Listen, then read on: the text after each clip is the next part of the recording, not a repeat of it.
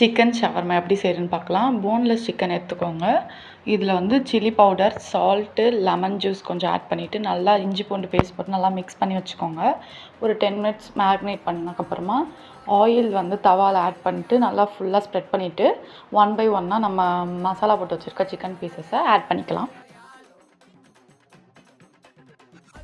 இன் பிட்வீனில் அப்பப்போ கொஞ்சம் oil add பண்ணி ஃப்ரை பண்ணிகிட்டே வாங்க, இல்லைனா ரொம்ப கருப்பாயிடும் கறிக்கு. 80% சிக்கன் நல்லா குக் ஆனதுக்கப்புறமா இந்த மாதிரி குட்டி குட்டியாக தோசை கரண்டியை வச்சு நல்லா இந்த மாதிரி சாப் பண்ணி வச்சுக்கோங்க.